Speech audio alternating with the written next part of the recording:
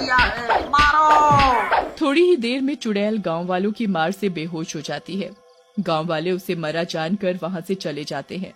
तभी उसका नाती मोनू वहां आता है और अपनी नानी की ऐसी हालत देखकर रोने लगता है।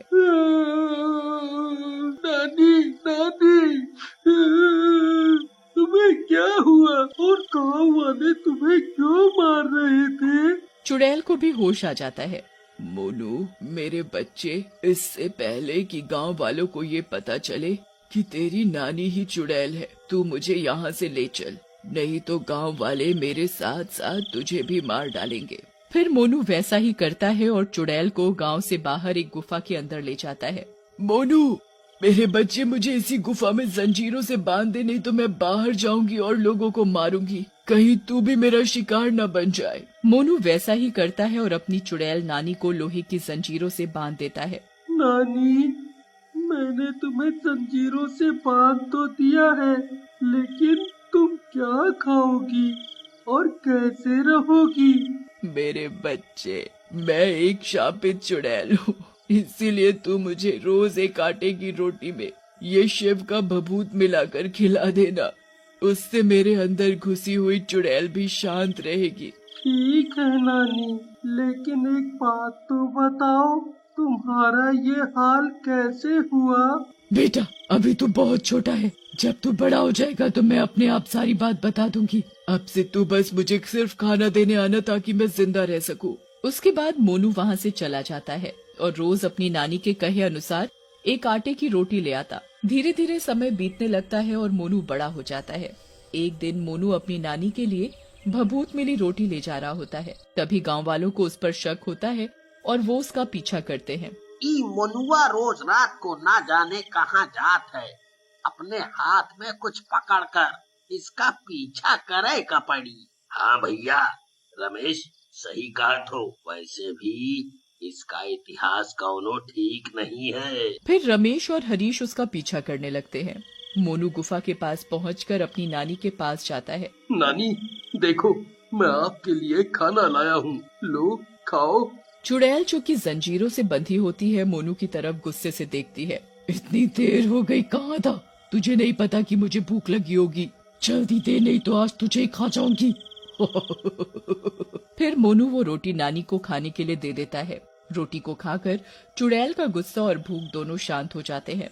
उधर गुफा के बाहर खड़े गांव वाले उनकी सारी बातें सुन और देख रहे होते हैं। अरे रमेश, ये तो वही चुड़ैल है जिसको हम सभी ने मिलकर मारा था।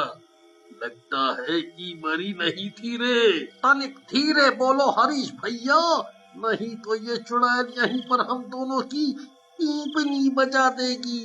नानी, अब तो इतना समय हो गया और मैं बड़ा भी हो गया।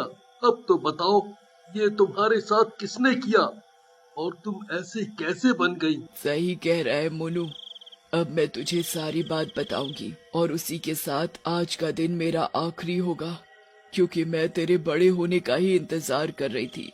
उसके बाद नानी अपने चुड़ैल बनने की कहानी मोनू को सुनाने लगती हैं। बेटा, मेरी ये हालत मेरे लालच ने की है। एक बार जंगल से आ रही थी, तभी मुझे कुएं के पास सोने का सिक्का पड़ा मिला और मैंने वो उठा लिया। लालच में मैं अगले दिन भी वहाँ गई, मुझे वहाँ फिर से एक सिक्का मिला। मैं रोज वहाँ उसी जगह पर सोने के सिक्के उठाने लगी, लेकिन मैंने कभी नहीं सोचा कि मुझे उसी जगह पर सिक्के क्यों मिल रहे हैं। फिर क्या हुआ नानी? वो सिक्के कहाँ से आ रहे थे?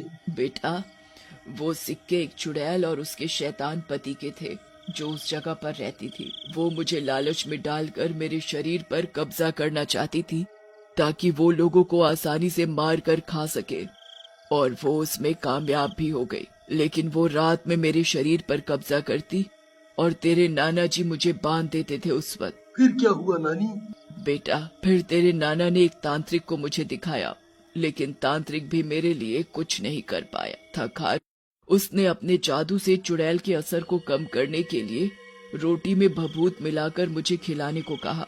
जब वो चुड़ैल मुझ पर हावी होती है तो वो रोटी मुझे खिलानी होती है। नानी, मैं इस चुड़ैल और शैतान के चक्कर से तुम्हें आजाद कराऊंगा, तुम चिंता ना करो। अब मैं बड़ा हो गया हूँ। नहीं मोनू नहीं, मैं अब जीना नहीं चाहती मेरे बेटे, मैं बहुत बूढ़ी हो गई हूँ। अगर ये चुड़ैल मेरे शरीर से आजाद हो गई तो किसी बेकसूर को फिर से अपना शिकार बनाएगी। तू एक काम कर, मुझे जला दे, मेरे साथ ये दुष्ट भी जल जाएगी। नहीं नानी, मैं ऐसा नहीं कर सकता। भला मैं अपने हाथों से तुम्हें कैसे जला सकता हूँ? मोनू नहीं मानता और देखते ही देखते नानी पर फिर से उस चुड़ैल का साया आने लगता है। डरावनी आवाजें आने लगती है। मोनू बेटा मान जा, मुझ पर फिर से चुड़ैल हावी हो रही है बेटा। सबकी भलाई के लिए भाग जा तू और मुझे जला दे। जा बेटा जा, जल्दी कर। इतने में नानी चुड़ैल बन जाती है और गुस्से में गुर्राने लगती है। मोनू जल्दी से बाहर जाता है और रोते हुए मशाल से गुफा में आग लगा देता है। लेकिन जैसे ही वो बाहर निकलता है उसे रमेश और हरीश मिल जाते हैं। हमने सब सुन लिया है मोनू भैया, तुम्हारी नानी और तुम बहुत महान हो। नानी ने दूसरों की जान बचाने के लिए अपनी जान दे दी। तुम चिंता ना करो, अब हम तुम्हारे साथ हैं। लेकिन वो चुड़ैल तो खत्म हो गई, पर अभी वो शैतान तो जिंदा है और अपनी चुड़ैल को जरूर ढूंढेगा। और हम भी नानी की मौत का बदला जरूर लेंगे उस दुष्ट शैतान से। फिर वो तीनों गांव चले जाते हैं और एक योजना बनाते हैं। योजना के अनुसार वो हरीश को साड़ी पहनाकर और औरत बनाकर आगे आगे जंगल में भेजते हैं और खुद पीछे मशाल लेकर चलते हैं। अरे भैया, मर गया रे, इन दोनों ने तो हमको ही औरत बना दिया।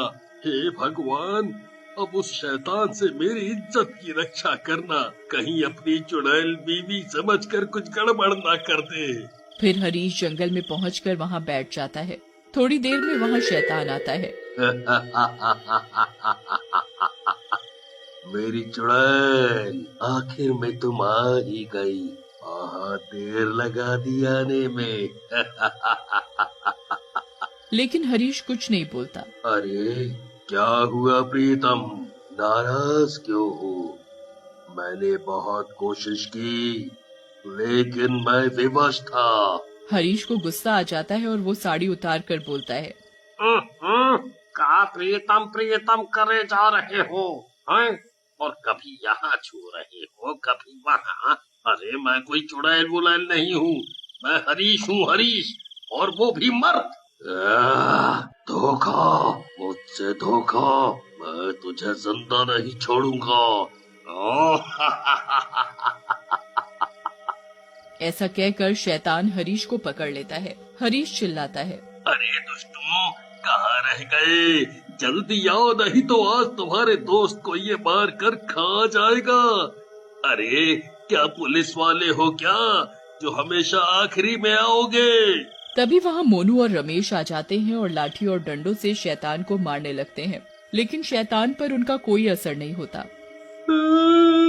अरे मोनू भैया, अब तो हम लोग गए, ये शैतान हम तीनों को मार डालेगा।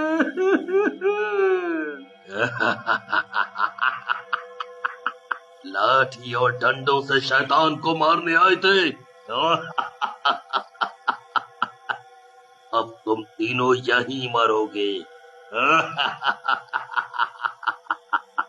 लेकिन तब तक वहाँ गांव वाले आ जाते हैं। उनके साथ गांव के पुजारी जी भी होते हैं। फिर सरपंच जी बोलते हैं। हमरे होते हुए तू हमरे बच्चों को मारेगा, तेरा तो हम सर ही फोड़ देंगे शैतान। वाह वाह सरपंच जी, वाह, आपने तो आकर हम तीनों की जान बचा ली। लेकिन आपको कैसे पता कि हम यहाँ हैं? अरे मैं तुम्हारी तलाश में थोड़ी न था, मैं तो उस सुंदर औरत की तलाश में यहाँ आया था जो गांव में से इसी तरफ आई थी, और वो तो मिली नहीं। तुम तीन मनहूस मिल गए। तभी शैतान हरीश का गला दबाने लगता है। बहुत हुआ मजाक, अब तुम सब गांव वाले मरोगे। पहले इस हरीश को मारूंगा। लेकिन तभी पुजारी जी उस पर शिवजी का चरणामृत फेंकते हैं और शैतान जलने लगता है।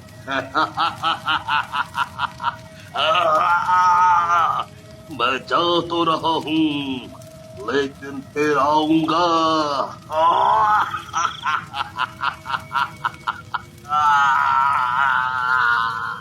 थोड़ी ही देर में शैतान जल जाता है और फिर मोनू उसके सारे सोने के सिक्के गांव वालों में बांट